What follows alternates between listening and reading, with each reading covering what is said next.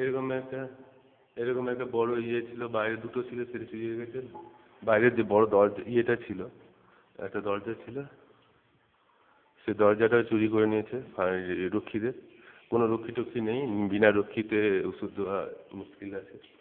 কোনো রক্ষী থাকে না, দুষ্কৃতের ফাঁকা আছে, দুষ্কৃতের চোর রেপিস্ট ওষুধ দেওয়া খুব মুশকিল আছে। এইভাবে পজিটিভ স্কেলে তো ছিনিয়ে নেওয়ার মতো মানসিকতা খুবই ভালো আছে।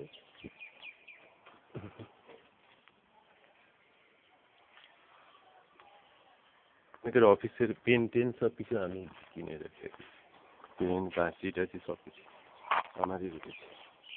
সব পাঁচশো মিলিয়ে দেখলে সবই বোঝা যাবে ব্যাপারটা। পরে আবার আসতে হবে। হ্যাঁ, বারবার এইটা ঢাকতে চেয়েছি, 50 টাকা দিতে চেয়েছি, কিন্তু কেউ পুরোনো ত্রিপলও দিতে পারছে না, ভয়ই যায় না দেবার মানসিকতা রয়েছে অনেকে, কিন্তু হসপিটালে কোন স্টাফও আর চায় না যে এইগুলো ইয়ে হোক। যেভাবে এরা অনেক বলেছে সিএমএইচ বিএমএইচ সবাইকে, তারাও রক্ষে দিতে চায় না, তাদেরও মানসিকতার অভাব আছে। কোয়ার্টারটা আমাদের থাকতে দেবে না, আমরা যুগ যুগ ধরে দেখলাম, এই করলাম। এবার যারা বানালো এটা চুরি হয়ে বাজেট, যারা বানাচ্ছে তাদের মধ্যে বুদ্ধু বলেছিল যে এখানে এসে থাকলে নজরদারি করে সুবিধা হবে, টাকা চুরি হয়ে গেছে। কিন্তু সিএমএইচ জানিয়ে দেবে না, তুমি পাবে না। ফার্মাসিস্ট থাকবে আর নার্স ইয়ে ডাক্তার থাকবে না, আমার ফার্মাসিতে পারবে না।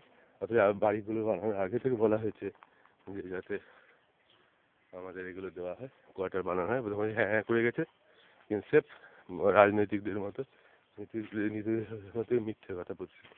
কাজে চুরি হয়ে যাচ্ছে, সোলকে না মানলে যা হয়, একটা না একটা তো আলাদা থাকে। এই দরজাটা চুরি হয়ে যাবে, জানলা টানা ভেঙে যাচ্ছে। তাই আর কথা বাড়াবো না, সব বারবার কেটেছে, টিরিপিট হয়ে যাচ্ছে, শরীর খারাপ, বারবার মাছ ভাঙা পরিস্থিতি, এগুলো ভালো লাগছে না।